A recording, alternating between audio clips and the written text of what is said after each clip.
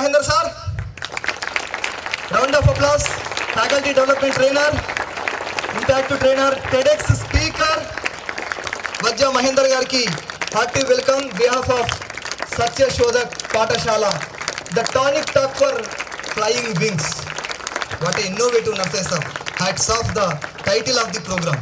Thank you so much. Over to you. Jai Bharat. Jai Bharat. Session బాగుందా బాగాలేదా? మరి బాగుంటే సౌండ్ ఎట్లా రావాలి? జై భారత్. Very good. నాకు జన్మనిచ్చేటువంటి నా తల్లిదండ్రులకు, నాకు విద్యాబుద్ధులు నేర్పినటువంటి నా ఉపాధ్యాయులకు, నా గురువులందరికీ, అదేవిధంగా నేను ఈ స్థాయికి రావడానికి నా ఎదుగుదలకు కారణమైనటువంటి ప్రత్యక్షంగా పరోక్షంగా సహాయపడిన ప్రతి ఒక్కరికి కూడా నా హృదయపూర్వక శిరస్సు వంచి నమస్సుమాంజలి. అదేవిధంగా మా పిల్లలకు విలువలు నేర్పండి సార్. ఈరోజు మా పిల్లలకు మంచి ఎడ్యుకేషన్ ఇస్తున్నాం, కానీ ఏదో లోటు ఈ సమాజంలో పిల్లలకు, ఈ సమాజం ఎన్నో రకాలుగా చెడిపోయే అవకాశాలను కల్పిస్తుంది, కానీ ఏదో చేయాలని తపన ఉంది సార్. మా పిల్లలకు మీ అవసరం ఉన్నది, దయచేసి మా పాఠశాలకు రండి, ఒక ఈవెంట్ కండక్ట్ చేయండి అని చెప్పేసి సత్యశోధక్ పాఠశాల నరసయ్య సార్ గారు ఇన్వైట్ చేయడం జరిగింది. సో అలాంటి అద్భుతమైన ప్రోగ్రామ్ని చాలా వరకు కూడా ఇలాంటి ప్రోగ్రామ్స్ అన్నీ కూడా హైదరాబాద్ జరుగుతాయి, ఎందుకంటే మ్యాక్సిమం అక్కడ అందరూ అవైలబుల్ ఉంటారు కాబట్టి. కానీ ఒక గ్రామీణ ప్రాంతంలో, ఒక మండల ప్రాంతంలో ఇలాంటి ప్రోగ్రామ్ని ఆర్గనైజ్ చేసినటువంటి నర్సయ్య సార్ గారికి, అలాగే మీ పాఠశాల యాజమాన్యానికి నా శిరస్సు వంచి నమస్సుమాంజలి, నా పాదాభివందనాలు.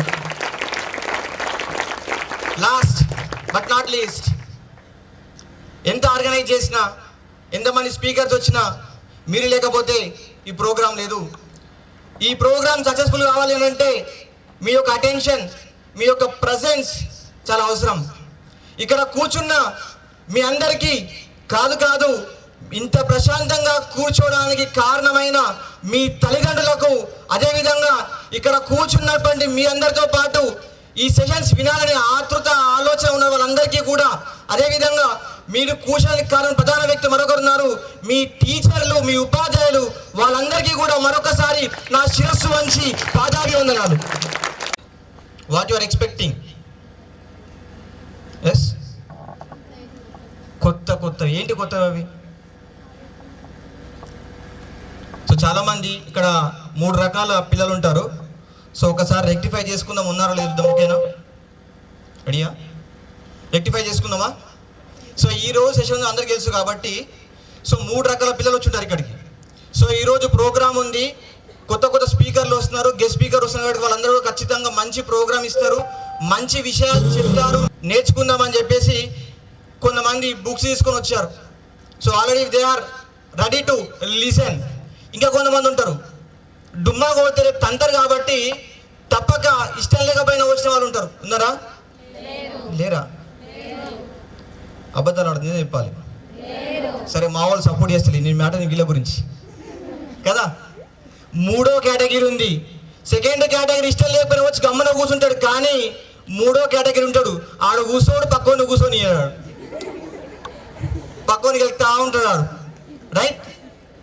అలాంటి వాళ్ళు ఎవరైనా ఉంటే దయచేసి నెక్స్ట్ 45 मिनट्स चुपचाप आप बैठिए. सो उन लोगों को एक बार, एक नाम है उसका, ఒక పేరు ఉంది వాళ్ళకు, జాతి రత్నాలు అంటారు వాళ్ళని. గట్టిగా చెప్పాలి కొట్టలో అందరికీ కూడా. జాతి రత్నాలు coming 45 minutes, please sit as it is without any noise. Let's play intro please.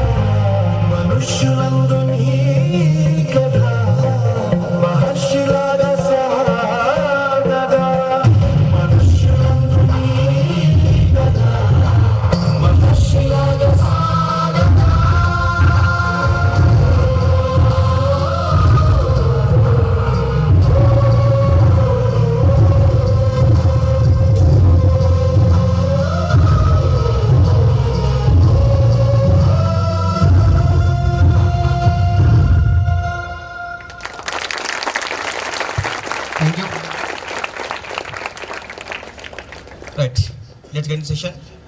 So మీలాగే ఒక నలుగురు ఫ్రెండ్స్ కలిసి అడవికి వెళ్తారు. మామూలుగా టైం పాస్కి వెళ్తారు వాళ్ళు అడవికి. ఆ టైం పాస్కి వెళ్ళినటువంటి ఆ నలుగురు ఫ్రెండ్స్కి ఒక బురద గుంటలో పెద్ద గుండని బాల్ లాంటి ఆకారం కనిపిస్తుంది ఒకటి. ఆ ఆకారం చూసి భయపడతారు వాళ్ళు. భయపడతారు కానీ ఒక ఉంటాడు కదా, కొద్దిగా డేరులో ఉంటాడు కదా, వాడు ధైర్యం చేసి దాని దగ్గర పోతాడు. పోయి దాన్ని ఫస్ట్ ముట్టి చూస్తాడు. అది కాస్త మెత్తగా ఉంది, పెద్ద ఏదో డైనోసర్ ఎగ్గులా పెద్దగా ఉంటుంది అది. సో దాన్ని చూసి భయపడినా కూడా కొద్దిగా ముందుకెళ్ళి దాన్ని టచ్ చేసి చూస్తే ఓకే ఏదో భయంకరమైనదిగా సంథింగ్ ఏదో ఉందని చెప్పేసి దాన్ని కొద్దిగా నెట్టుకుంటూ వెళ్ళి ఎండ ప్రాంతంలో పెడతారు. పెట్టిన తర్వాత అది సాయంత్రం వరకు కాస్త గట్టిగా మారుతుంది. చూసి ఎండకు పెట్టి మనం తిరిగి వచ్చేస్తారు షికారు చేసుకొని. కొద్దిగా లైట్గా చీకటి పడుతూ ఉంటుంది. ఆ చీకటి పడి కొద్దిగా ఇంకొక చీకటి పడుతుంది. చీకటి పడిన తర్వాత మన బాల్ ఉంది కదా, పెద్ద గుండెని బాల్ అనేది కొద్దిగా ఎండిపోతుంది. ఏమవుతుంది, గట్టిగా మట్టి ఎండితే ఏమవుతుంది, బీటలు వస్తుంది కదా. బీటలు వస్తుందా? ఆ బీటలు వాస్తే ఒక వ్యక్తి వచ్చి టార్చ్ కొడతాడు దానిపైన. ఏముంది చూద్దాం, బీటలు ఉంటాయి కదా, ఆ బీటల నుంచి ఏముంది చూద్దాం అంటే టార్చ్ కొడతాడు. ఆ టార్చ్ కొట్టంగానే దాంట్లో నుంచి వెంటనే రఫ్ అని ఒక లైట్ రిఫ్లెక్ట్ అవుతుంది. మట్టి ముద్ద లైట్ మన బ్యాటరీతో లైట్ కొడితే రిఫ్లెక్ట్ అవుతుంది. ఎందుకు ఎందుకు anyone? Any guesses? Any guesses? No. Mahesh sir ఇప్పటిదాకా చెప్పింది కదా గట్టిగా మన బ్రెయిన్ వాడాలని. Just think, 8, 9, 10 children here, right? ఎందుకు రిఫ్లెక్ట్ అవుతుంది? లైట్ మట్టి మీద కొడితే ఆ హోల్స్లో నుంచి రిఫ్లెక్ట్ అవుతుందా? అవుతుందా? అవుతుందా? మరి మట్టిలో లోపల ఏముంది? మరి బయట మట్టి ఉన్నప్పటికీ లోపల ఏముండదు, సంథింగ్ ఏదో ఉంటేనే కదా లైట్ రిఫ్లెక్ట్ అవుతుంది. అవునా కదా? అవునా కదా? లైట్ రిఫ్లెక్ట్ అవగానే వెంటనే అక్కడ వ్యక్తి ఇది వచ్చి మెల్లిగా పగల కొడితే అందులో నుంచి బంగారు ఒక బుద్ధుని విగ్రహం బయటపడుతుంది. ఇక్కడ ఈ రోజు నా ముందు కూర్చున్న మీరందరూ కూడా అలాంటి బంగారు బుద్ధ విగ్రహం లాంటి వాళ్ళే. కానీ ఈ సమాజం చేతిలో కీలుబొమ్మగా మారినటువంటి కొన్ని దుష్టశక్తులు, అదేవిధంగా కొన్ని అడిక్షన్స్ ఆ మట్టి వలయంలో మిమ్మల్ని కప్పిపెట్టి ఉంచినాయి. ఆ వలయాన్ని ఛేదించుకొని బయటకు వస్తే మీరు కూడా బంగారు ఆ బుద్ధ విగ్రహం లాగానే వెలుగుతూ కాంతినిస్తూ ఈ సిరికొండ మండలం కాదు, ఇంతకుముందు సార్ చెప్పినట్టు యావత్ భారతదేశాన్ని కూడా వెలుగునిచ్చే దివ్యల మీరు అవుతారు. అలా మీరు తీర్చిదిద్దాలంటే, అలా మీరు గొప్పగా ఎదగాలంటే గొప్ప గొప్ప ఆలోచనలు కలిగి ఉండాలి, గొప్ప గొప్ప ఫ్రెండ్స్ మనకు ఉండాలి, గొప్ప ఇన్స్టిట్యూషన్లో మనం ఉండాలి, గొప్ప స్కూల్లో మనం ఉండాలి. అలాంటి గొప్ప స్కూల్లో మీరున్నందుకు మీరందరూ కూడా అదృష్టవంతులు. అలాంటి మేనేజ్మెంట్ ఉన్నందుకు కూడా మీరందరూ చాలా గొప్పవాళ్ళు, అదృష్టవంతులు, రైట్? సో చిన్న కరెక్షన్, మీకు క్లాప్స్ ఎలా కొడతా కొట్టండి ఒకసారి. క్లాప్స్ కొట్టండి, ఎలా కొడతా? సో మనం ఏం చేసినా ట్రెండ్ సెట్ చేయాలి, ట్రెండ్ ఫాలో కావాలి, ట్రెండ్ సెట్ చేయాలి, right? Are you ready to set the trend? Are you ready? So నేను 1 అన్నప్పుడు ఒక క్లాప్ కొట్టాలి, 2 అన్నప్పుడు 2 క్లాప్స్ కొట్టాలి, 3 అన్నప్పుడు 3 క్లాప్స్ కొట్టాలి, రైట్? 1 2 3 2 3 1 2. ఇంతకు ముందటి క్లాప్స్కి ఇప్పటికీ డిఫరెన్స్ ఏమైనా ఉందా? ఏది బాగుంది? ఇదే బాగుందా? సరే ఒకసారి మీరు నార్మల్ క్లాప్స్ కొట్టండి.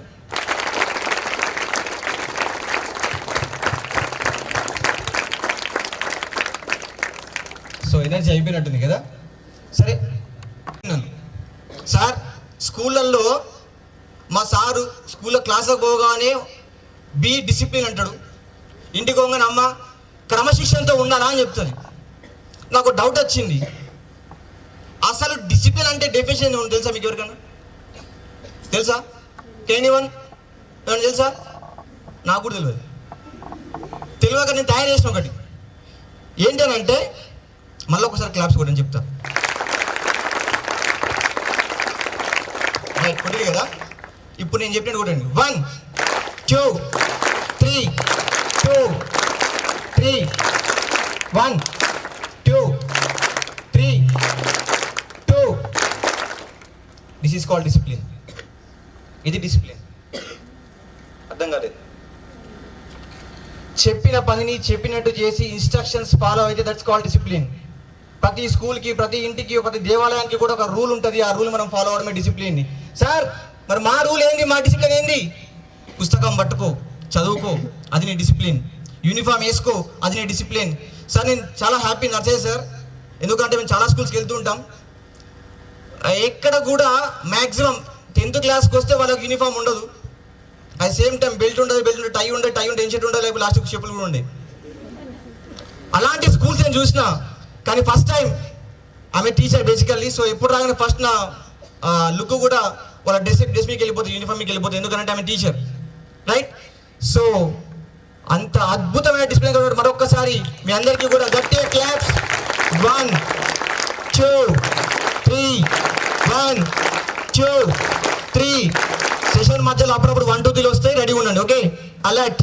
హాఫ్ అన్ అవర్ మిమ్మల్ని చెక్కు జరగకుండా 1 సెకండ్ కూడా డైవర్ట్ కాకుండా ట్రై చేస్తా, రైట్? ఎందుకంటే మీరు ముదురులు కదా, జాతి రత్నాలు ఉన్నారు కదా, రైట్?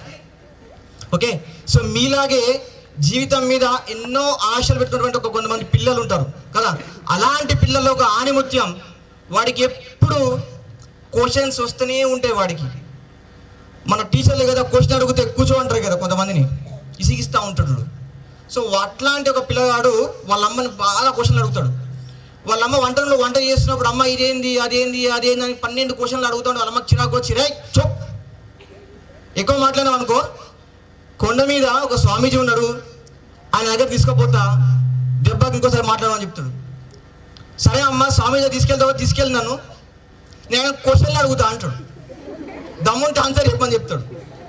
సరే తీసుకుపోతా కానీ ఎప్పుడు పోదామంటే ఇప్పుడే పోదామంటాడు. సరే అని చెప్పేసి వాళ్ళ అమ్మ వంట పక్కన పెట్టేసి వాడిని తీసుకొని కొండ మీద పోతూ ఉంటుంది. మనలో ఆల్రెడీ టూ క్లెవర్ కదా, క్లెవరెస్ట్ కదా.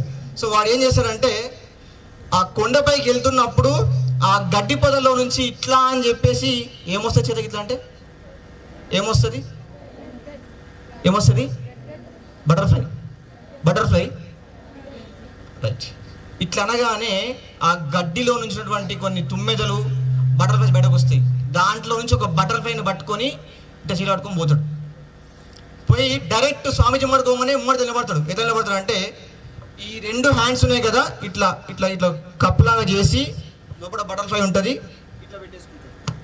వెనకాల పెట్టేసుకొని స్వామీజీని అడుగుతాడు, స్వామీజీ నీకు అన్ని ఆన్సర్లు తెలుసు అంట కదా, నువ్వు గొప్ప వ్యక్తి అంట కదా, సో మరి నా చేతిలో బటర్ఫ్లై ఉన్నది, వెనకాల పెట్టుకున్నా, అది చచ్చిపోయిందా బతుకుందా?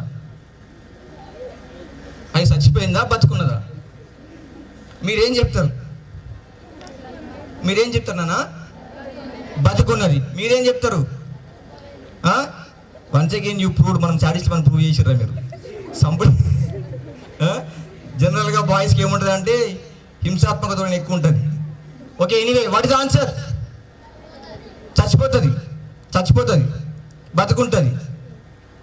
కానీ స్వామీజీ ఏం చెప్తాడంటే కళ్ళు మూసుకొని ఒకసారి ఆలోచిస్తాడు. మనోడు బాగా తెలివైనడు కదా, స్వామీజీ తెలివైనడు, అబ్బాయి తెలివైనడే. కళ్ళు మూసుకొని ఏం చెప్తాడంటే the answer lies in your hand. నీ ప్రశ్నకు జవాబు నీ చేతుల్లోనే ఉన్నది. ఎందుకంటే ఒకవేళ స్వామీజీ కనుక అది బతికి ఉందని చెప్పిండు అనుకో, దాన్ని వదిలేసి దాన్ని పిసికేసి చచ్చిపోయిందని చూపిస్తాడు. ఒకవేళ అదే చచ్చిపోయిందని అని చెప్తే దాన్ని వదిలేసి బతికుందని చూపిస్తాడు. Because the child wants to prove Swamiji is wrong. అవునా కదా? ఎస్. సో స్వామీజీ సింపుల్గా the answer lies in your hand అని చెప్తాడు. మై డియర్ స్టూడెంట్స్, అక్కడ మనం చూడాల్సింది స్టోరీని కాదు, ఆ బటర్ఫ్లై, ఆ చేతిలో ఉన్నటువంటి వలయం. ఈ సొసైటీ, ఈ సమాజం నీకు చెడిపోవడానికి కావలసిన అన్ని అవకాశాలను ఇస్తుంది. మొబైల్ ఇచ్చింది, టీవీ ఇచ్చింది, ఇంటర్నెట్ ఇచ్చింది, డిస్ట్రాక్షన్ ఇచ్చింది. ఇంటికి పోతే అమ్మ టీవీ చూస్తే మనం చదువుకోమంటది, నాన్న రాత్రికి ఎప్పుడో వస్తాడు కానీ నన్ను జల్లి వండుకోమంటాడు, నాన్న 8 గంటలకు చేస్తాడు, అనుమతి 6 గంటలకు లేవమంటాడు కదా. అవునా కాదా? ఆయన నేను ఏం చూస్తున్నా అదే కదా, నేను చూసిందే నేను చేస్తున్నా. మారాల్సింది ఎక్కడ? సొసైటీ. కానీ మనల్ని మారమని చెప్తుంది. ఎందుకంటే ఎవరికి కూడా ఒక లక్ష్యం, ఒక గమ్యం లేదు, టార్గెట్ లేదు. వాళ్ళందరూ ఏం చెప్తారంటే నువ్వు మారమని చెప్తారు, నిన్ను మారమని చెప్తారు. మరి మారాల్సిన అవసరం ఉందా? ఉంది. ఎందుకు అని అంటే సార్, వాళ్ళెవరికి సెటిల్మెంట్ అవసరం లేదు, వాళ్ళెవరికి కూడా జీవితంలో గొప్పగా ఎదగాలన్న ఆలోచన లేదు. కానీ మనకున్నది.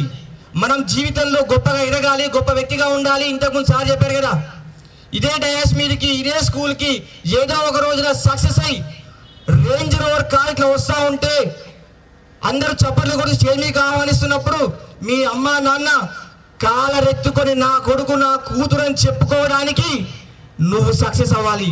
ఆ రోజు కోసం, ఈ డయాస్ కోసం మీ ఉపాధ్యాయులు, వాళ్ళతో పాటు నేను కూడా ఎదురు చూస్తా మీ సక్సెస్ కోసం. అలాంటి సక్సెస్ కోసం ఎంతమంది రెడీగా ఉన్నారు? ఎంతమంది రెడీగా ఉన్నారు? రెడీగా? Right, PPT please. సో అట్లా సక్సెస్ కావాలంటే ఏం చేయాలి? ఇప్పుడు ఏం చేయాలి సార్? తింపి తింపి తింపి తింపి తీసుకొచ్చి మళ్ళీ ఆడికే పెడుతున్నారు సార్. అందరు చెప్పి చదవమని చెప్తున్నారు సార్. ఎందుకు చదవాలి సార్? నేను ఎందుకు చదవాలి సార్? సార్ నాకు ఒక క్వశ్చన్ వచ్చింది సార్, దయచేసి టీచర్ కూడా వినాలి ఒకసారి. నేను స్కూల్లో ఉన్నప్పుడు, కాలేజీలో ఉన్నప్పుడు ఒక డౌట్ వచ్చేది. ఏంటంటే సార్, నేను ఒక్కడిని, నాకున్నది ఒకటే బ్రెయిన్, 7 సబ్జెక్టులు ఉంటాయి, 7 టీచర్లు వస్తారు, 7 క్లాసులు చెప్తారు, అలా 7 బ్రెయిన్లు, నాది ఒక్క brain. How can I handle sir? ఎవడు చెప్పడు. ఇంకో క్వశ్చన్ వచ్చింది మళ్ళా. ఇంతకుముందు చెప్పారు సార్, ప్రతి ఒక్కరు డిస్టింగ్, ప్రతి ఒక్కరు ఒక స్కిల్ ఉంటుంది, ప్రతి ఒక్కరు నాలెడ్జ్ ఉంటుంది, ఒక్కొక్కరు ఒక్కొక్క డిఫరెంట్ యాటిట్యూడ్ స్కిల్ ఉంటుంది కదా. అందరూ డిఫరెంటే కదా, అందరు యూనికే కదా సార్. అందరికి మరి కామన్ గా సెట్లు పెట్టిరు సార్, కామన్ గా సెట్లు పెట్టిరు. 40 మంది ఉంటే 40 మంది కూడా డిఫరెంట్ స్కిల్స్ అన్నప్పుడు 40 మందికి 40 క్లాసులు చెప్పాలి కదా సార్. అందరికీ సేమ్ నాకే అర్థమవుతుంది సార్ కదా. Something there is a fault. ఇట్లా ఆలోచించడం నాకు ఏమనిపించింది అంటే, నాకేం కావాలని చేసుకుంటా అని చెప్పి ఫిక్స్ అయిపోయింది. ఇంతకుముందు చెప్పిన నీకేది కావాలో, నీకేమి కావాలో నీకు క్లారిటీ లేకపోతే ఎవరు ఏం చేయలేరు. అందరూ చెప్పేది ఒకే మాట, కానీ దాంట్లో నుంచి మనకు కావాల్సింది, నీకేది కావాలో, నీ అంబిషన్ ఏంది, నీ టార్గెట్ ఏంది, నీ గోల్ ఏంటి తెలిసి ఉండాలి. నీకు టార్గెట్ లేకపోతే సరే చూపిస్తా చెప్పడం కంటే, ఒక ఇద్దరు రండి, ఒక అమ్మాయి రండి, ఒక అమ్మాయి ఫస్ట్, ఒక అబ్బాయి రండి అన్న, ఒక అబ్బాయి రండి, ఎవరైనా ఒకరు అబ్బాయి. ఇదే వచ్చింది తంట, ఇదే వచ్చింది తంట. ఏడ పోయినా, ఏ స్కూల్ పోయినా, ఏ ఫంక్షన్ పోయినా, ఎక్కడ పోయినా మగజాతి ఆనుమూర్తులు వెనుకబడుతున్నారా నాయన. స్ట్రెంత్ పరంగా మందబలం కాదు, బుద్ధి బలం కూడా వాడాలి అప్పుడప్పుడు. కండబలం కాదు, మేధాశక్తి వాడాలా. ఒక్కడు రాలేదు. అమ్మాయి గట్టిగా క్లాప్స్ కొట్టిన ఒకసారి, మరొకసారి గట్టిగా. 1 2 3 2. నేను చెప్పేంత వరకు కూడా నువ్వు నడుస్తూనే ఉండు, ఎటు పోతావు నీ ఇష్టం. వాక్ వాక్ ఫాస్ట్గా ఎటన్నా పో, నీ ఇష్టం. జాగ్రత్తగా గమనించండి. ఆ అమ్మాయి ఎటు పోతుంది మీకు తెలుసా? ఎనీవన్ గెస్ చేస్తారా? గెస్ చేస్తారా? Okay, you can go very very want. ఎటన్నా పో, నీ ఇష్టం.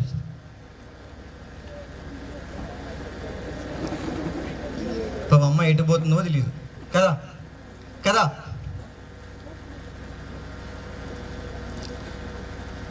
ఓకేనా? రా పైకి రా, ఫాస్ట్గా రా. ఎక్కడో ఒక దగ్గర చదివినా ఏంటంటే, జనరల్గా అబ్బాయిలకు బాగా అర్థమవుతుంది. ఒక గ్రూప్ ఆఫ్ అమ్మాయిలు ఉన్నప్పుడు అందులోంచి అబ్బాయి రావాలంటే వాడు వణుకుతుందా? మామూలుగా బాగా తెలుస్తుంది. వాడు దరిదాపులకు కూడా రాదు. అమ్మాయి అబ్బాయి నుంచి పోతే లైక్ చేసి ఇట్లా వచ్చేస్తుంది టీవీగా. That's called greatness. ధైర్యం కావాలా, కరేజ్ కావాలా. అరే రంటానంటే ఒక్కడు వస్తలేడు. రైట్, సరే. ఇప్పుడు నేను ఏం చెప్తా అంటే, ఒక 30 సెకండ్స్లో ఆ లాస్ట్ చైర్ ఉంది కదా, చైర్ ఖాళీగా ఉంది కదా, ఆ రెడ్ కలర్ చైర్లో కూర్చొని వెంటనే లేచి ఇక్కడ 30 సెకండ్స్ రావాలి. 30 సెకండ్స్ ఫాస్ట్. రన్నింగ్ చేస్తావా, వాకింగ్ చేస్తావా, నీ ఇష్టం. సో అమ్మాయి మళ్ళీ కూడా అక్కడ నుంచే పోయింది. వా శబాష్ బేటా, ఫాస్ట్. 30 seconds టైం నేను ఇచ్చిన, but you can complete in 20 minutes. 20 seconds also. Difference ఏం అర్థమైంది? ఏం డిఫరెన్స్ ఉంది? What the difference in both situations? Can anyone? First దాంట్లో టార్గెట్ ఏడుకోవాలనో తెలియదు, ఎందుకు పోవాలనో తెలియదు, ఎన్ని టైంలో పోవాలనో తెలియదు కదా. సెకండ్ దాంట్లో టైం ఉంది, టార్గెట్ ఉంది, అంబిషన్ ఉంది. రైట్? అంబిషను టైము ఫిక్స్ లేకపోతే ఎందుకు వస్తున్నామో తెలియదు స్కూల్కి. పక్కోడు బ్యాగ్ వేసుకుని నేను బ్యాగ్ వేసుకున్నా, పక్కోడు టై కట్టి నేను టై కట్టినా, పక్కోడు కూర్చుని నేను కూర్చున్నా. 12 సంవత్సరాలు. మై డియర్ ఫ్రెండ్స్, ఈరోజు ప్రతి ఒక్కరు కూడా స్కూల్కి వస్తున్నారు. కానీ నన్ను please you can please go and take your seat and once again please big round of applause. గట్టిగా గట్టిగా. చాలామంది పిల్లలు టార్గెట్ ఏంటో తెలియక, చిన్నప్పటి నుంచి ఒక అంబిషన్, ఒక గోల్ లేక అందరితో పాటుగా గొర్రెల మందలాగా నేను కూడా స్కూల్కి వచ్చేస్తున్నారు. 12 సంవత్సరాలు పాఠశాల విద్య పొందిన తర్వాత కూడా ఇంటర్మీడియట్కి పోయినాక ఎంపీసీ తీసుకోవాలన్నా, బైపీసీ తీసుకోవాలన్నా, సిఈసీ తీసుకోవాలన్నా అర్థమవుతలేదు. ఒక క్లాస్ పెట్టుకుందామా? 12 సంవత్సరాలు నువ్వు ఏం చదివినావు మరి? 12 years. 3 ఏళ్ళకి వస్తావు, 15 ఏళ్ళకి బయటకు పోతావు. 12 సంవత్సరాల్లో నీకేది ఇష్టమో, నీకేమొస్తుందో, నీ స్ట్రెంత్ ఏందో తెలియకపోతే నాలాంటోడు ఏం చెప్తాడు? నీ బ్రెయిన్కి ఏం కావాలో నువ్వు డిసైడ్ చేసుకోలేకపోతే then what you are getting from your education? ఏం తీసుకుంటున్నావు? There is a difference between education and literacy. మీ అందరికి కావాల్సిన లిటరసీ కాదు, ఎడ్యుకేషన్ కావాలా. డిఫరెన్స్ ఏంటి అని అంటే, లిటరసీ అని అంటే కేవలం రాయడం చదవడం మాత్రమే. ఎడ్యుకేషన్ అంటే రాయడం చదవడంతో పాటు నీకేం కావాలా, నీకేం వస్తుంది, నీ ఫ్యామిలీకి ఏం కావాలా, మీ నాన్న విలువ ఏంటి అని అన్ని విలువలు తెలుసుకొని నువ్వు గొప్ప స్థాయికి ఎదగడానికి కావాల్సినటువంటి అన్ని శక్తులను సమకూర్చే. That is called education. Be uneducated, don't be literacy. Literacy కాదు మనకు కావాల్సింది ఎడ్యుకేషన్. డిఫరెన్స్ అర్థమైందా? అర్థమైందా? ఇంటికి పోవాలా, కూర్చోవాలా, బ్రెయిన్ స్టార్మింగ్ చేయాలా, నాకేమొస్తుంది, నాకేం కావాలా, వాట్ ఈస్ మై అంబిషన్ తెలుసుకొని ఉండాలా. అది నువ్వు తెలుసుకోకపోతే ఈ సమాజం నీకు చెప్పదు, ఎవరు నీకు చెప్పరు. రేపు నువ్వు ఓడిపోయినాడు ఇదే రోడ్ల పైన చూస్తుంది, ఫెయిల్ అయినావు, అయిపోయిందా? ఏది కావాలో చూజ్ చేసుకో. ఎందుకు నేను చదువుకోవాలనంటే, ఎందుకు చదువుకోవాలి? ఎందుకు చదవాలి? ఇప్పుడు చెప్తా చూడు.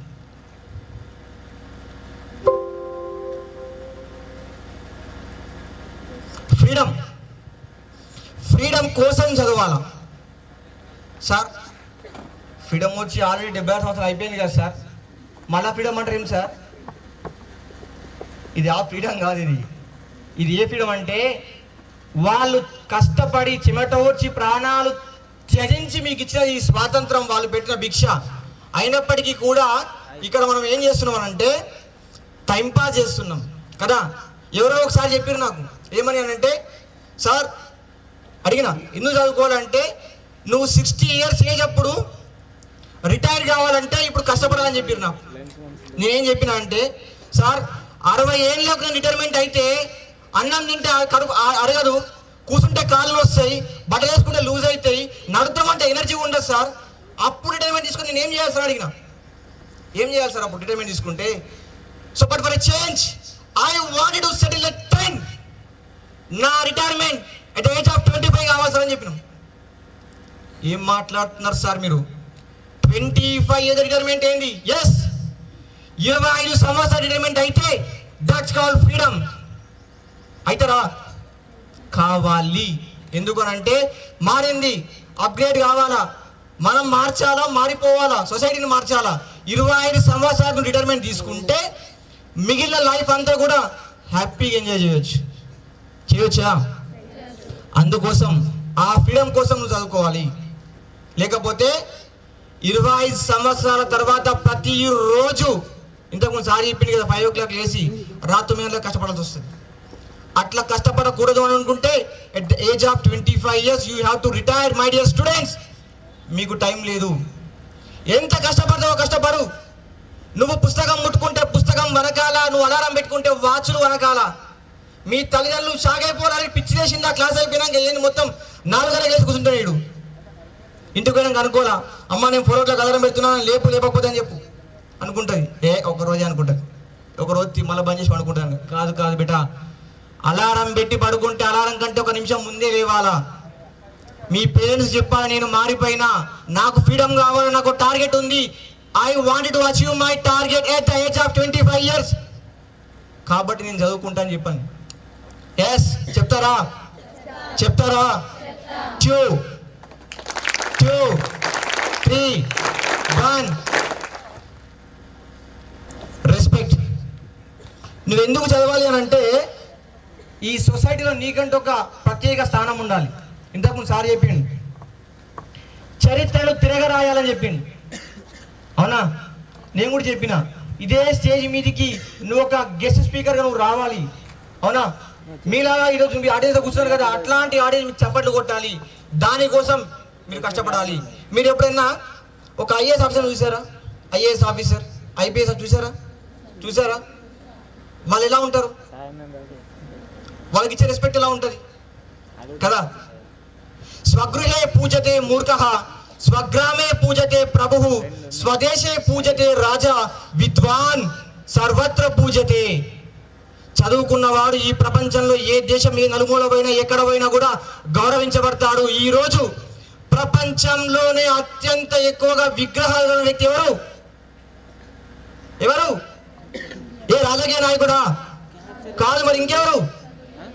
Doctor BR Ambedkar. ప్రపంచంలో అత్యంత అధికంగా విగ్రహాల వ్యక్తి ఆయన ఒక్కడే. ఆయనకున్నటువంటి ఆరాధ్యులు ఎవరికి లేరు. బికాస్ ఆయన చదువు నమ్ముకున్నాడు. విజ్ఞాన్ సర్వత్ర పూజతే. అలా మీకు కూడా ఒక ప్రత్యేక స్థానం ఉండాలంటే ఖచ్చితంగా మీరందరూ కూడా ఈరోజు ఎంత కష్టపడతావో కష్టపడు. మ్యాక్సిమం ఎఫర్ట్ ఇచ్చేసాయి. సార్ మ్యాక్సిమం ఎఫర్ట్ అంటే ఏంటిది తెలియదు సార్, నాకు చూపిస్తానికి నేను వచ్చిన. చూపించాలనా బ్రదర్? ఒక్కసారి ఓకే రైట్. నేను 1 to 10 కౌంట్ చేస్తా, 20 కౌంట్ చేస్తా. మీకు మీరు క్లాప్స్ కొట్టుకొని కౌంట్ చేసుకోండి. రైట్? 1 2 కౌంట్ చేసుకోండి. 3 4 5 6 7 8 9 10 11 12 13 14 15 16 17 18 19 20. కౌంట్ చేసుకున్నారా? సేమ్ నేను 10 కౌంట్ చేస్తా. ఇప్పుడు ఆ నంబర్ క్రాస్ కావాలా? 10 కౌంట్ చేస్తా, ఆ నంబర్ క్రాస్ కావాలా? అట్లనే మా జాతిరత్నాలు ఇట్లయితే కొడుతుంది చప్పట్లు. ఇట్ట కాదు, గట్టిగా కొట్టాలా. స్టార్ట్. 1 2 3 4 5 6 7 8 9 10. స్టాప్. రీచ్ అయ్యారా సేమ్ నంబర్ని? కాలేదా? బట్ కొంతమంది అయ్యారు కదా. ఆ కొంతమందికి ఫైర్ ఉన్నది. హెలికాప్టర్ అడుగుతుందట రాకెట్ని. ఏమే ఎప్పుడు చూసినా మీది కొద్దనే ఉంటాడు అయిందట దాన్ని. అప్పుడు అంటదట రాకెట్ అంటదట, నీకేంది నెత్తి మీద 2 ఫ్యాన్లు ఉన్నాయి, గిర్ర తిరుగుతావు, సల్లా కూర్చున్నావు, ఒకటే చేలో పోతావు, నాకు కింద కాలుతున్నది, అందుకని మీదికి పోతున్నా అన్నాడు. అట్లాంటి బర్నింగ్ డిజైర్, అటువంటి కళలు, అటువంటి ఆశలు, గొప్ప ఆశలు కలిగి ఉన్నవారే జీవితంలో ఉన్నతంగా ఎదుగుతారు. లేకపోతే కూర్చున్న కాన్నే పందుల వలె, కుక్కల వలె, నక్కల వలె ఎక్కడ వేసిన గొంగలు అక్కడనే ఉంటుంది. If you want to achieve something, you must do something different than other people. ఒక ఆయన అడిగిండు, సార్ ఈ క్లాస్ అవసరమా? రోజు మా సార్లు చెప్తారు, క్లాస్లలో టీచర్లు చెప్తారు, అయినా మళ్ళీ మీరు చెప్తారు కదా, అవసరమా సార్ అంటే నాకు వాక్యం గుర్తుకొచ్చింది. ఏంటంటే శిక్షణ లేనిదే శిక్షణ లేనిదే ఎవరు గొప్ప వ్యక్తులు కాలేరు. గొప్ప వ్యక్తులందరూ కూడా గొప్పగా శిక్షణ పొందిన వారే. గొప్ప గొప్ప వ్యక్తులందరూ కూడా గొప్పగా శిక్షణ పొందిన వారే. ఇఫ్ యు ఒకవేళ శిక్షణలో చెమట చిందించకపోతే యుద్ధంలో రక్తం చిందించిన పరిస్థితి వస్తుంది. రక్తం చిందిస్తావా, చెమట చిందిస్తావా నీ ఇష్టం. బికాస్ నీ లైఫ్ నీ చేతిలో ఉన్నది. Your question and your answer both be in your hands. Yes or no? Yes yes. 2 3 legacy. ఎంతోమంది నాకు ఒక క్వశ్చన్ వచ్చింది. యాక్చువల్గా ఒక వ్యక్తిని అడిగిన, ఏమనంటే ప్రపంచంలో ఈ భూమి మీద ఈ సృష్టిలో అతి ఖరీదైన ప్రాంతం ఏదని అడిగిన. మీరేం చెప్తారు? ఖరీదైన ప్రాంతం, విలువైన ప్రాంతం, గొప్ప ప్రాంతం ఏది? ఏం సార్ మహేష్ అడుగుతా అన్న ఆన్సర్లు చెప్పినా మీరు అడిగితే ఒక్క క్వశ్చన్ ఆన్సర్ చెప్తలేము కదా. టఫ్ క్వశ్చన్ ఉన్నాయి కదా అన్నీ కదా. కొత్త కొత్త క్వశ్చన్లు అట్నే ఉంటాయి. తెలియదు answer? School. Very good, wonderful, claps. గట్టిగా గట్టిగా. ఇంకా ఎనీ గెసెస్? గట్టిగా చెప్పు. చెప్తున్నా, గట్టిగా చెప్పు. స్కూలా? Very good very good. శ్మశానం. ఈ భూమి మీద అతి ఖరీదైన ప్రాంతం, అతి విలువైన ప్రాంతం, అతి గొప్ప ప్రాంతం శ్మశానం. ఎందుకు అనంటే మీలాగా నాలాగా ఎందరో మంది వ్యక్తులు ఈ భూమి మీద ఈపాటికే వచ్చారు, అక్కడికి వెళ్ళారు. జీవితంలో నేను అది చేస్తా, నేను ఇది చేస్తా, నేను గొప్పగా బతుకుతా అని చెప్పేసి సాధించాలనుకొని సాధించకుండా పోయినటువంటి వ్యక్తులు ఎంతో మంది అక్కడ శ్మశానంలో పాతి పెట్టబడ్డాయి. అలాంటి ఆలోచనలు తిరుగుతున్నటువంటి ప్రాంతం అది. వేలాది మంది, లక్షల మంది ఇప్పటికీ అక్కడ వెళ్ళిపోయినారు. కానీ మై డియర్ ఫ్రెండ్స్, మీరు వాళ్ళలాగే పోతారా లేకపోతే ఏదైనా చరిత్ర రాసిపోతారా అనేది నీ ఆలోచన మీద డిపెండ్ అయి ఉంటుంది, నీ ఆచరణ మీద డిపెండ్ అయి ఉంటుంది. నువ్వు పుడితే తల్లిదండ్రులు సంతోషించాలా? నువ్వు ఎదుగుతున్నప్పుడు తల్లిదండ్రి గర్వపడాలా? ఈ సొసైటీ నిన్ను చూసి, ఈ ఎదుగుదలను చూసి ఈర్ష్యపడాలా? నువ్వు సాధించినప్పుడు ఈ సమాజం, ఈ దేశం నిన్ను చూసి తలెత్తుకొని గర్వపడాలా? నువ్వు చస్తే ఆ శ్మశానం కూడా కన్నీరు పెట్టుకొని గొడ గొడ గొడ గొడ ఏడవాలా? అదిరా జీవితం అంటే, అలా బతకాలరా అని చెప్పేసి ఎంతో మందికి మీరు ఆలస్యంగా నిలవాలి. అలాంటి లెగసీ కోసం ఈ రోజు తల దించుకొని పుస్తకం పడితే రేపు తలెత్తుకొని సమాజంలో నిలబడతావు. అందుకోసం నువ్వు చదువుకోవాలి, అందుకోసం నువ్వు చదవాలి. వీళ్ళందరూ కూడా ఆ విధంగా కష్టపడ్డారు కాబట్టి ఈ రోజుకి కూడా వాళ్ళ గురించి మనం డిస్కస్ చేస్తూ ఉన్నాం. రైట్? స్వామి వివేకానంద చెప్తాడు ఏమని? మందలో ఒకటిగా కాదు, 100లో ఒకటిగా బతుకు. 100లో ఒకటిగా ఉంటేనే నీకు గుర్తింపు. నువ్వు ఫెయిల్ అయితే నిన్ను ఎవడు గుర్తుపెట్టుకోడు. నువ్వు చరిత్ర తిరగరాస్తే చిరకాలం పుస్తకాలలో నిలిచిపోతావని చెప్తాడు. చరిత్ర తిరగరాస్తారా? చరిత్రను చదువుతారా? రాస్తారా? రాయించుకుంటారా? రాయించుకోవాలా. నీ స్టోరీని, మా ఎంఎస్ ధోని స్టోరీ సక్సెస్ అయినాక పిలుచుకొని సినిమా తీసిరు, అంతేనా కదా? మనం ఏం చేసినాం? సినిమా చూసినాం కదా. మన స్టోరీ కూడా బయోగ్రఫీ తీయాలి అట్లా. రైట్? ఓకే, ఏం చెప్పుకున్నాం? Freedom, respect and legacy. If you want to get what you want, నీకు ఏదైతే కావాలనుకుంటున్నావో అది నీకు కావాలంటే, నువ్వేదైతే కోరుకుంటున్నావో, ఇష్టమో అది నీకు కావాలి అని అంటే, my dear friends, if you want to get what you want, if you want to get what you like, you must do what you don't like. నీకు నచ్చింది నీకు కావాలనుకుంటే నచ్చని పనిని ఈ రోజు చేస్తేనే రేపు నచ్చింది నీకు తప్పుతుంది. లేకపోతే ఆ నచ్చని పనిని జీవితాంతం చేయాల్సి వస్తుంది. జీవితాంతం చేస్తారా? షార్ట్ టర్మ్ లో ఇప్పుడు చేస్తారా? ఎప్పుడు చేస్తారు? ఇప్పుడే చేస్తారా?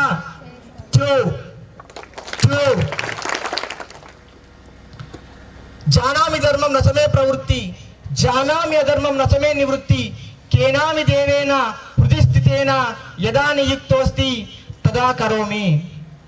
మహాభారతం అప్పుడు దుర్యోధన అడుగుతారు, ఎందుకయ్యా పాండవులని ఆ మైనపు గృహంలో పెట్టి కాల్ చేస్తున్నావు, అధర్మం కదా అడుగుతారు.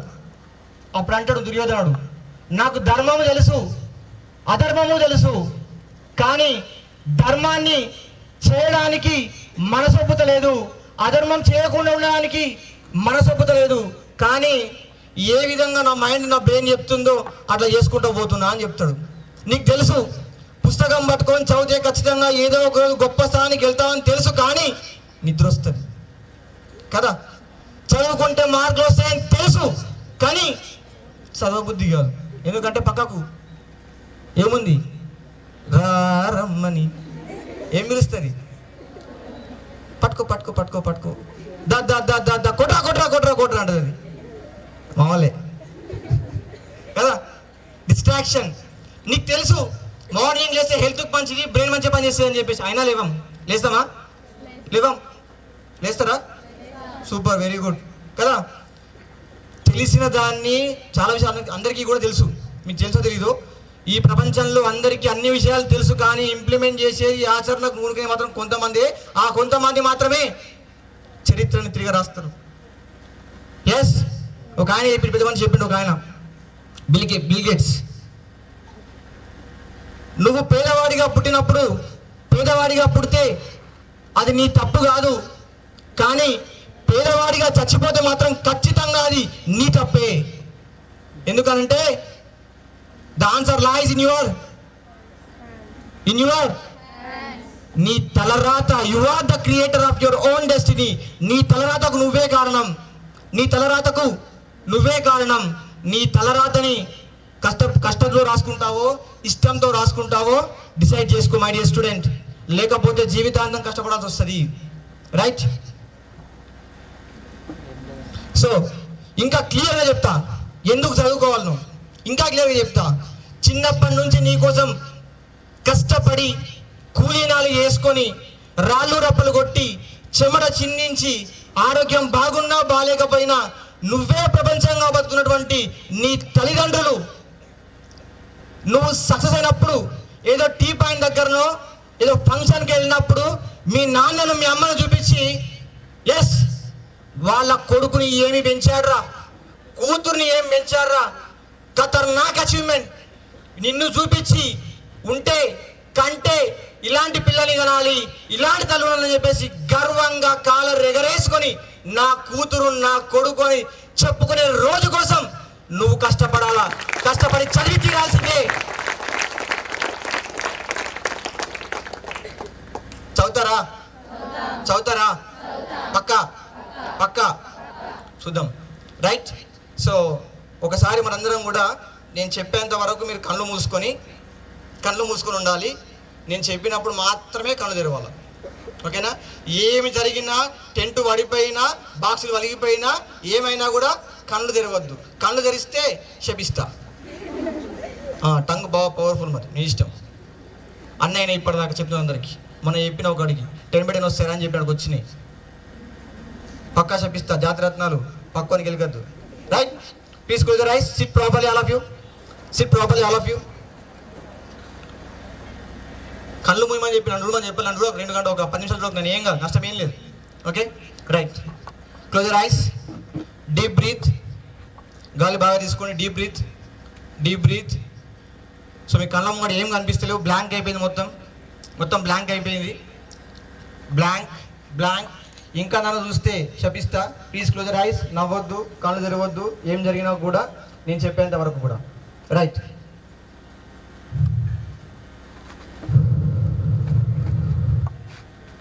బాగా కష్టపడి చదివినటువంటి మీరు నువ్వు అనుకున్న లక్ష్యాన్ని సాధించినవు.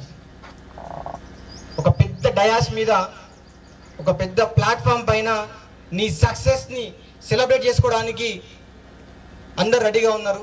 గెస్ట్లు వచ్చేసారు. At same time me parents, చుట్టాలు, మీ ఇంటి పక్కన అందరూ వచ్చారు. వాళ్ళందరూ అక్కడే కూర్చున్నారు, నీ కోసం ఎదురు చూస్తున్నారు, నీ రాక కోసం. నీకు ఒక కాన్వాయ్ బయలుదేరింది. ఆ కాన్వాయ్లో నుంచి ఒక రేంజ్ రోవర్ కారులో నువ్వు ఉన్నావు, నీకు 2 బాడీ గార్డులు, సెక్యూరిటీ గార్డు అందరూ ఉన్నారు. సో అప్పుడు గట్టిగా చప్పట్లతో కరతాళ ధ్వనులతో నీ పేరు అనౌన్స్ చేస్తూ నేను సాధారణంగా స్టేజ్ మీదకి ఆహ్వానిస్తున్నారు. కానీ నువ్వు లేద్దామంటే ఏమైందో తెలియదు, కానీ నీ కాళ్ళు కదలట్లేదు. ఎందుకో తెలియదు, నీ కాళ్ళు కదలట్లేదు. గట్టిగా ప్రయత్నిస్తున్నావు. అరే ఇదేంటి, నేను జీవితంలో కష్టపడి సంపాదించినటువంటి ఈ స్థానం ఒకటే ఉంది, నేను సక్సెస్ సాధించాను, కానీ ఆ డయాస్ మీదకి వెళ్ళకపోతే నా ఈ సక్సెస్ వృధా అవుతుంది, నేను ఖచ్చితంగా వెళ్ళాలి అని మనలో గట్టిగా అనుకుంటున్నావు. అంతలోనే ఆ శక్తి నీ భుజం వరకు వచ్చేసింది, గొంతు పట్టేసుకుంటుంది. ఇంతవరకైనా నువ్వు కనీసం గట్టిగా మాట్లాడి వెళ్ళాలి అనుకున్నావు, కానీ ఇప్పుడు ఆ శక్తి నీ మెదడును, నీ శక్తిని మొత్తం లాగేసుకొని నీ నోటి నుండి మాట వస్తలేదు. కానీ నీ మైండ్లో మాత్రం ఒకటే ఆలోచన, నేను ఆ డయాస్ మీదకి ఎక్కిన గౌరవ సన్మానం తీసుకోవాల్సిందే అని తాపత్రయపడుతున్నావు. కానీ నీ వల్ల కావట్లేదు. ఎందుకబ్బా ఆలోచిస్తూ ఉంటే, గట్టిగా ఆలోచిస్తున్న సందర్భంలో అప్పుడే నీకు అనిపించింది, అప్పుడు నువ్వు ఎక్కడున్నావంటే మీ అమ్మ కడుపులో ఉన్నావు. అప్పుడే మీ అమ్మ కళ్ళు తిరిగి కింద పడిపోయింది. ఇంటికి నాన్న వచ్చాడు, అమ్మను చూసి హాస్పిటల్ తీసుకెళ్ళి అక్కడ డాక్టర్ చూపించాడు. మా ఆవిడ పడిపోయిందండి, ఎందుకో తెలియదు అని చెప్పేసి అన్నాడు. అప్పుడు ఆ డాక్టర్ టెస్ట్లని చేసి, కంగ్రాచులేషన్స్ అండి, మీరు పేరెంట్స్ కాబోతున్నారు అని చెప్పింది. చెప్పగానే అమ్మ నాన్న సంతోషంతో హ్యాపీగా అక్కడ నుంచి బయలుదేరి ఇంటికి వెళ్ళారు. నాన్న చెప్తున్నాడు అమ్మకి, ఇప్పటి నుంచి నువ్వు ఏ పని కూడా చేయకు, అన్ని పనులు నేను చూసుకుంటాను, ప్రతి ఒక్క పని నేను హెల్ప్ చేస్తానని చెప్తున్నాడు. అమ్మ సరేనండి థ్యాంక్ యూ అని అమ్మ చెప్తుంది. అమ్మ సంతోషంతో ఎంతో ఆతృతగా అతను ఇంటికి వెళ్తుంది. నేను అట్లా రోజులు నెలలు గడుస్తూ ఉన్నాయి. అమ్మకు 3 నెలలు పడినాయి. అమ్మకి ఎందుకు వామిటింగ్స్ అవుతున్నాయి. ఆ వామిటింగ్స్ అవుతున్నప్పుడు అమ్మకు భయం వేస్తుంది. ఎందుకు అంటే తన గురించి కాదు, తన కడుపులో ఉన్నటువంటి నీ గురించి బాధపడుతుంది. అంటే వామిటింగ్ చేసినప్పుడు నా బిడ్డకి నొప్పి కలుగుతుందేమో కడుపులో అని చెప్పి బాధపడుతుంది అమ్మ. అలా బాధపడుతున్నప్పుడు అమ్మకు అన్నం తినాలనిపించట్లేదు, కానీ కడుపులో ఉన్నటువంటి నీ కోసం 2 ముద్దలు ఎక్కువ తినడానికి ప్రయత్నం చేస్తుంది. నీ కోసం అమ్మ బలవంతంగా తింటుంది. అయినప్పటికీ కూడా అమ్మకు నలతగా ఉంటుంది, తలనొప్పి వస్తుంది, హెడేక్ వస్తుంది, ఫీవర్ వస్తుంది, కూర్చోడానికి కూడా ఇబ్బందిగా ఉంది. 6 నెలలు గడిచింది, 7 నెలలు పడ్డాయి. 7 నెలలు పడ్డప్పుడు ఒక 3 కిలోల బండని నడుముకు గడితే ఎలా ఉందో అలా అమ్మకు అనిపిస్తుంది. బరువు ఉంది, కానీ అమ్మ ఆ బరువును చూసి నా కడుపులో బిడ్డ ఆరోగ్యంగా ఎదుగుతున్నాడని సంతోషపడుతుంది. ఆ బాధని కూడా భరిస్తూ ఆనందంగా సంతోషపడుతుంది. నాన్న చెప్తాడు, నువ్వు వేరే పనులు చేసుకోకు, అమ్మ పాప జాగ్రత్త కోసం చెప్తాడు. అయినప్పటికీ కూడా అమ్మ ఏం చేస్తుందంటే పొద్దున లేచి వాకింగ్ చేస్తుంది. ఎందుకంటే కష్టమైనా సరే నేను ఈరోజు వాకింగ్ చేస్తే నాకు పండంటి బిడ్డ అందంగా అపురూపంగా తెలివిగా పుడుతుందని చెప్పేసి అమ్మ ప్రయత్నం చేస్తుంది.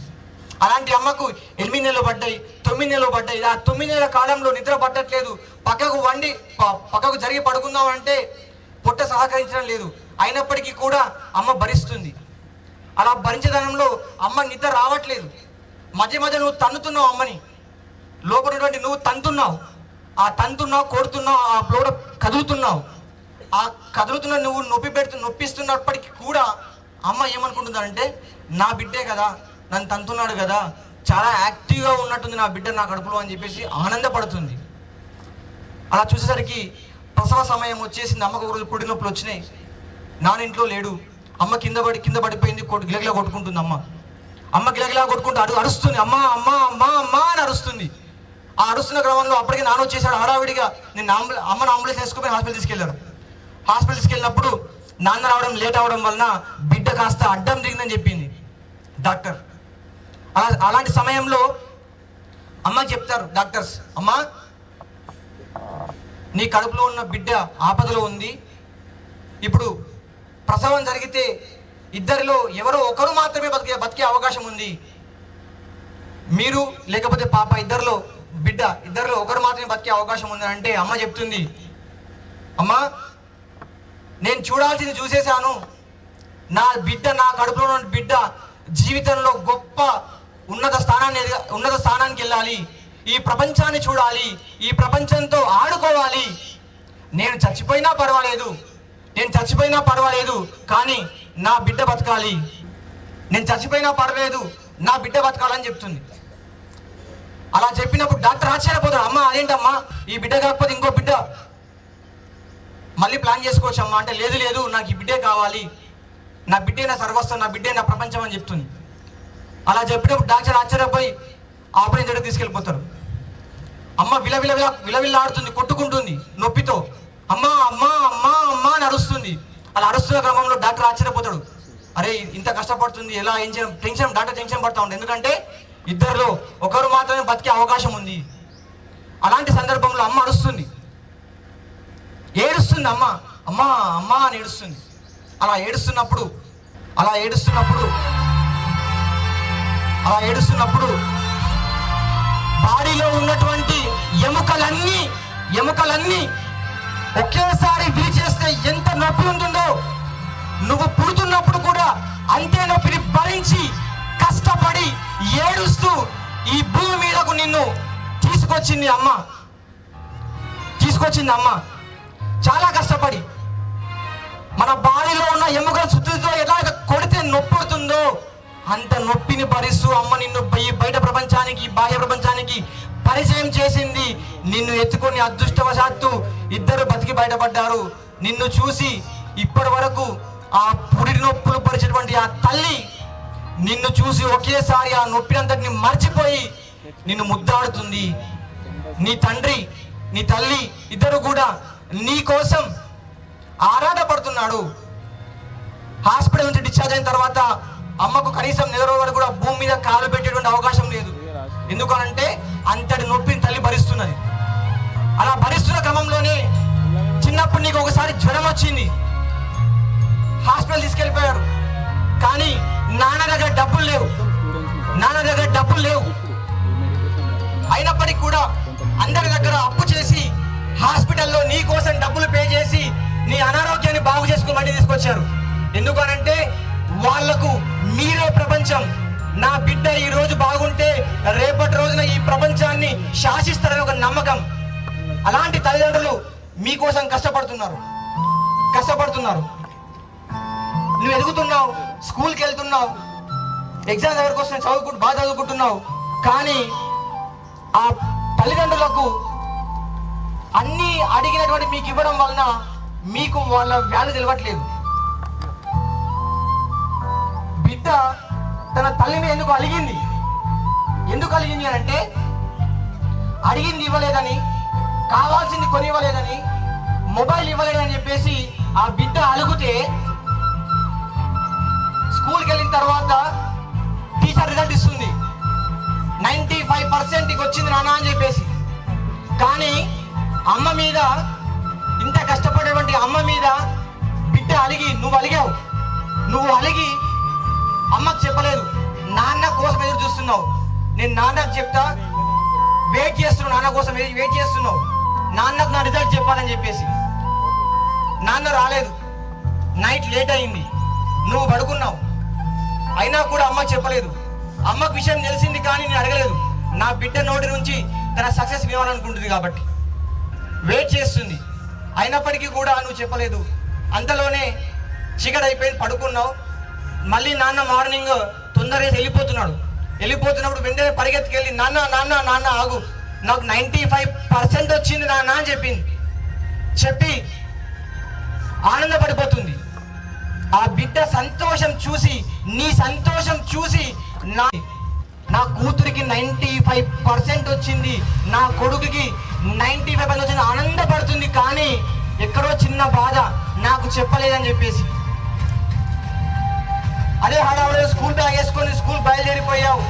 అమ్మ నీకు యాక్సిడెంట్ అయ్యింది, రక్తపు మడుగులో పడి కొట్టుకుంటున్నావు. ఇంటికి ఫోన్ వచ్చింది, అమ్మ నీ బిడ్డకు యాక్సిడెంట్ జరిగిందని చెప్పారు. హాస్పిటల్కి వెళ్ళగానే చావు బతుకు మధ్య నువ్వు ఉన్నావు. తల్లడిల్లిపోయింది. నాన్న వచ్చాడు, చూశాడు, బాధపడుతున్నాడు. ఏం చేయాలో తెలియని పరిస్థితి. డాక్టర్లు చెప్పారు ఏమని అంటే, మీ బిడ్డకు ఇమ్మీడియట్గా రక్తం ఎక్కించాలి, రక్తం లేదు, ఎక్కించాలి అని చెప్తారు. అయితే ఆ తల్లి చెప్తుంది, డాక్టర్ నా రక్తం తీసుకొని అమ్మ చెప్తుంది అని చెప్పేసి డాక్టర్స్ ఎక్కిస్తుంటారు. ఆ బాడీలోకి రక్తం ఎక్కిస్తున్నారు. రక్తం ఇవ్వడం కంప్లీట్ అయిపోయింది. నీ కోసం వస్తున్నారు, నీకు ఎక్కించడానికి నేరుకు వచ్చాడు. నేరుకు వచ్చినప్పుడు కాలు జారి ఆ రక్తపు బాటిల్ కింద పడి పగిలిపోయింది. కింద పడి పగిలిపోగానే అందరూ ఆశ్చర్యం. ఎలా? ఆల్రెడీ అమ్మకు బ్లడ్ తక్కువ ఉంది, కానీ ప్రస్తుతానికి అక్కడ ఒక బ్లడ్ మాత్రమే మ్యాచ్ అయ్యే అవకాశం ఉంది కాబట్టి ఏం చేయాలో తెలియని పరిస్థితి.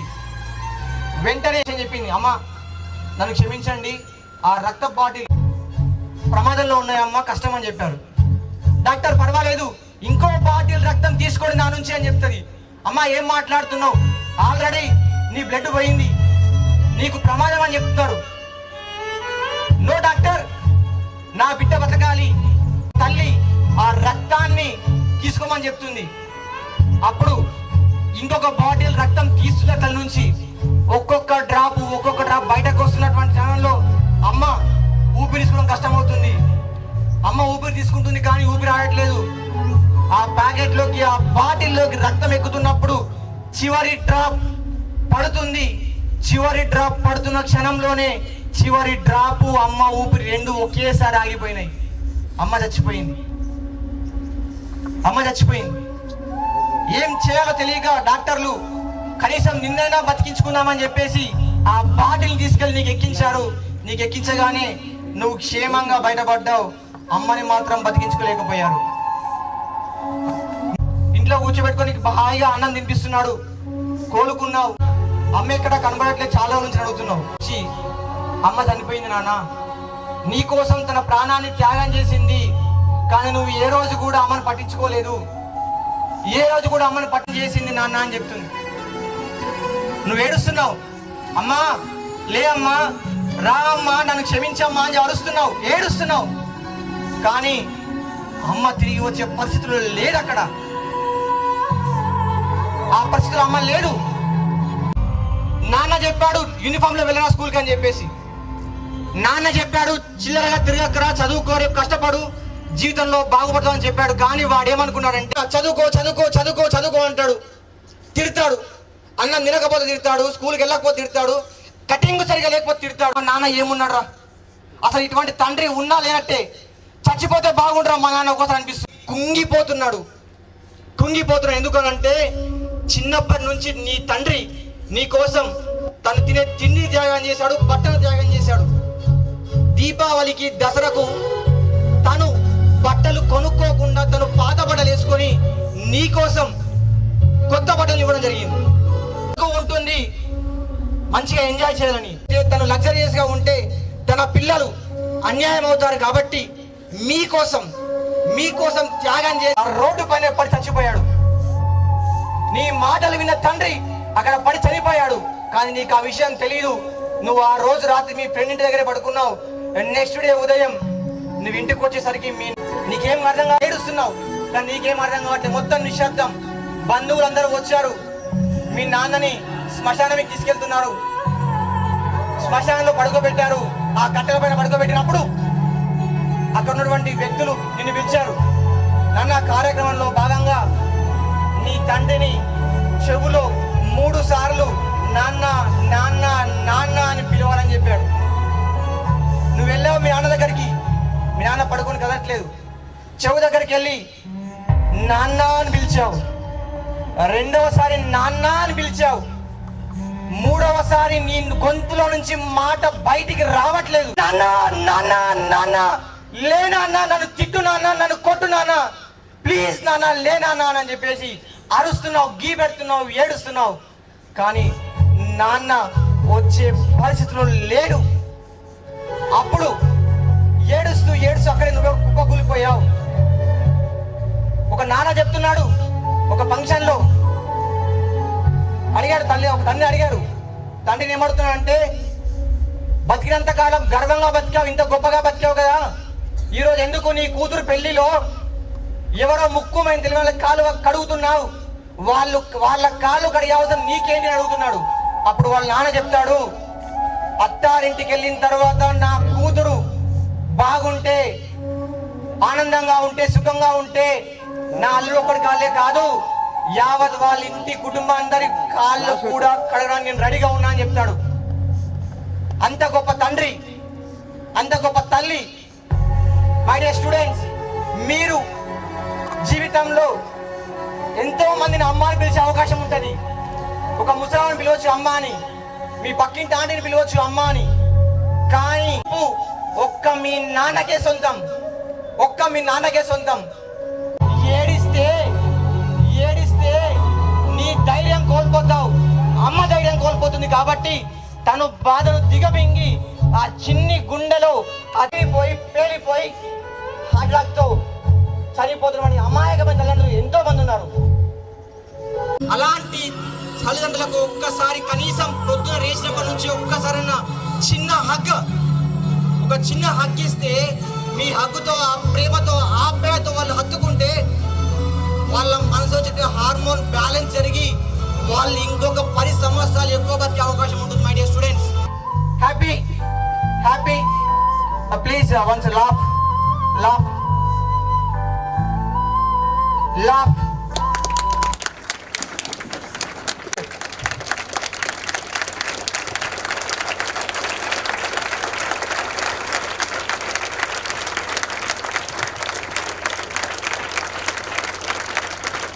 Please sit down. Please sit down. Thank you.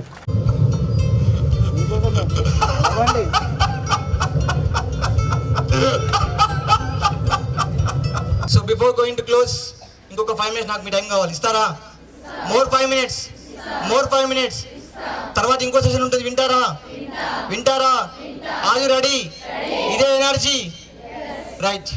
So చాలా మంది అనుకున్నారు మీరు ఎందుకు చదవాలి. ఇంకో కారణం కూడా ఉంది. ఎందుకంటే పేరెంట్సే కాదు ఎంతో మంది తమ ప్రాణాలని తృణప్రాయంగా త్యజించి మన కోసం స్వాతంత్రం తీసుకొచ్చి నువ్వు పీలుస్తున్న ఎడమైన గాలి, నువ్వు కూర్చున్నటువంటి ఈ స్వేచ్ఛ అంతా కూడా ఎంతో మంది తమ ప్రాణాలని త్యజిస్తే వచ్చినదే.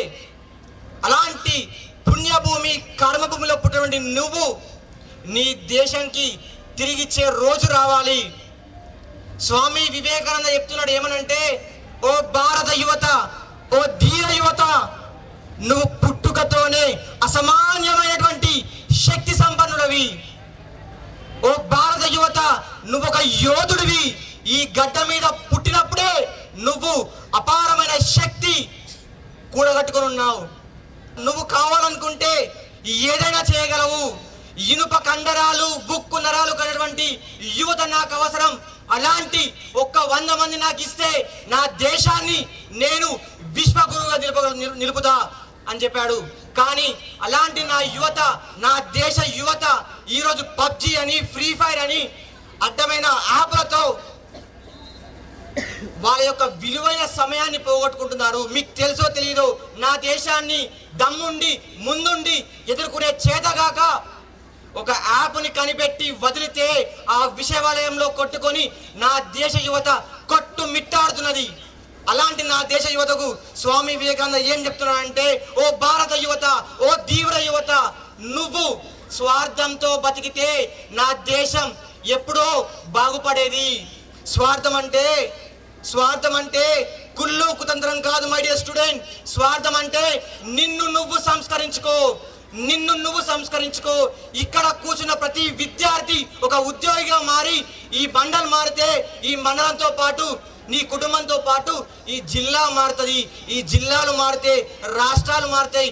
రాష్ట్రాలు మారితే నా దేశం నవ యువ శక్తితో తేజోవంతమై మరొక్కసారి విశ్వగురువుగా ప్రజ్వరిల్లుతుంది. అలాంటి ఈ గొప్ప సంకల్పంలో, ఈ గొప్ప కార్యక్రమంలో భాగంగా నాతో పాటు ఈ యజ్ఞంలో మీరు కూడా పాలు పంచుకుంటారా? అయితే నువ్వు కూడా ఒక అర్జున్ రెడ్డిలా కాకుండా, ఒక అర్జున్ రెడ్డి మాత్రమే ఇన్ఫ్లుయెన్స్ చేస్తుంటే, ఒక పుష్ప మాత్రమే ఇన్ఫ్లుయెన్స్ చేస్తుంటే, I'm sorry to say this, ఈ దేశం కోసం 23 సంవత్సరాల వయసులో 100 మీసాలు కూడా రాని వయసులో తనని ముక్కలుగా నరికి నదిలో పడేస్తే తన ప్రాణాన్ని తృణప్రాణంగా చేయించేటువంటి ఒక భగత్ సింగ్ కానీ, ఒక రాజ్ గురు కానీ, ఒక సుఖదేవ్ కానీ నీకు ఆదర్శంగా లేనంటే నువ్వెలా భారతీయ యువత అవుతావు? ఈ దేశంలోని అట్టడుగు వర్గంలో పుట్టి, ఈ దేశంలో అణగారిన వర్గంలో పుట్టి వీధులైతే చదువుకొని ఈ యావత్ ప్రపంచం మెచ్చినటువంటి మేధావి, ఈ యావత్ భారత తలరాతను రాసినటువంటి మేధావి డాక్టర్ బిఆర్ అంబేద్కర్ నీకు ఆదర్శంగా లేడంటే నువ్వెలా భారతీయునితో? మై డియర్ స్టూడెంట్స్, నాతో పాటు మీరు కూడా ఈ యజ్ఞంలో పాల్పంచుకుంటారా? Are you ready? Are you ready? జై భారత్, జై భారత్, వందే మాతరం, వందే మాతరం.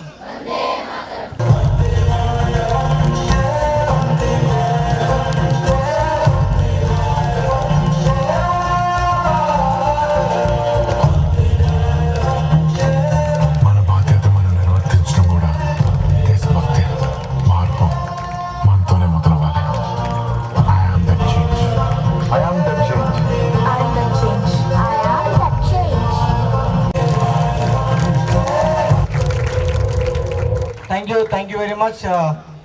కాబట్టి రక్త సంబంధం కాబట్టి నా కోసం ఆలోచించారు కదా. అదేవిధంగా మా నాన్న కష్టపడాలంటే ఓకే, నీకు నాకు ఏ రక్త సంబంధం లేకపోయినప్పటికీ కూడా కేవలం నిస్వార్థంతో ఏమన్నా పని చేస్తున్నారంటే అది కేవలం టీచర్స్ మాత్రమే. ఎందుకు అనంటే వాళ్ళు పాపం మీ తల్లిదండ్రులు స్కూల్ పంపించేస్తారు. స్కూల్ పంపినాక మ్యాక్సిమం టైం మీ లైఫ్లో మ్యాక్సిమం టైం స్కూల్లోనే ఉంటారు, ఎడ్యుకేషన్ ఇన్స్టిట్యూట్లోనే ఉంటారు. అవునా కాదా? రైట్. రక్త సంబంధం లేకపోయినా నీ కోసం ఒక రకంగా చెప్పాలంటే మీ తల్లిదండ్రులు కోరుకుంటారు ఏమని, నా కొడుకు నా కూతురు నాకంటే గొప్పగా ఎదగాలని చెప్పేసి. అవునా? అదేవిధంగా ఇంకొక వ్యక్తి ఉన్నాడు, ఏ రిలేషన్ లేకపోయినప్పటికీ కూడా కేవలం ఈ భూమి మీద తనకంటే గొప్పగా తన పిల్లలు ఎదగాలని కోరుకునే ఒకే ఒక్క వ్యక్తి కేవలం ఒక ఉపాధ్యాయులు మాత్రమే. ఎందుకు అనంటే ఎవరు కూడా మిమ్మల్ని తమ కంటే ఎక్కువగా ఎదగనివ్వరు. ఎవరు ఎక్కువ ఎదగనివ్వరు. ఒకరోజు ఒక టీచర్ అడిగాను నేను. ఆమె ఒకరోజు స్కూల్లో 7 అయింది, బయటకు వెళ్తున్నప్పుడు చీకటి అప్పటికి. మేడం ఏమైంది మేడం ఇంత ఇక్కడ వెయిట్ చేస్తున్నారు అని అంటే, సార్ బస్ కోసం వెయిట్ చేస్తున్నాను అని చెప్పింది. మరి ఈవినింగ్ 4 o'clock స్కూల్ అయిపోతుంది అడిగింది. అడిగితే ఆ మేడం అంటున్నారు, లేదు సార్ మాకు స్టడీ అవర్స్ ఉండింది ఈరోజు అంటే. అదేంటి మేడం, ఇంటి దగ్గర చిన్న చిన్న పిల్లలు ఉన్నారు కదా మీకు, అక్కడ మీ పిల్లల్ని వదిలేసి ఇక్కడ మీద ఉన్నారంటే, సార్ అక్కడ మా పిల్లలే ఉన్నారు, అక్కడ నాకు 2 పిల్లలే, కానీ ఈ స్కూల్లో ఉన్న పిల్లలు కూడా నా పిల్లలే. వాళ్ళ కోసం అక్కడ 2 బాధపడతారు సార్, కానీ అక్కడ మా ఆయన చూసుకుంటారు, ఇక్కడ నా కోసం 40 మంది పిల్లలు ఎదురు చూస్తున్నారు కాబట్టి ఈ విద్యార్థి కోసం నేను వచ్చాను అని చెప్పింది. మీకు తెలుసో తెలీదో వాళ్ళకు ఫంక్షన్స్ ఉంటాయి, పండుగలు ఉంటాయి, ఎన్నో ఉన్నప్పటికీ కూడా వాళ్ళు మాత్రం స్కూల్కి వస్తుంటారు. స్కూల్కి వచ్చి మార్నింగ్ 9 o'clock ఈవినింగ్ 5-6 కాదు, ఇంటికి వెళ్ళాక కూడా మళ్ళీ రేపు పొద్దున ఏం చెప్పాలనో కూర్చొని మళ్ళీ నోట్స్ రాసుకొని వచ్చి మళ్ళీ రేపు కంటిన్యూ చేస్తారు. అనుక్షణం నిరంతరం మీకోసం మాత్రమే వాళ్ళు పాటుపడి వాళ్ళ జీవితాలను త్యాగం చేసి మీకు జీవితాన్ని ఇస్తున్నారు. అలాంటి గురువులందరికీ కూడా మరొక్కసారి నా శిరస్సు వంచి నమస్కరిస్తూ thank you very much. Signing off Vajra Mahender.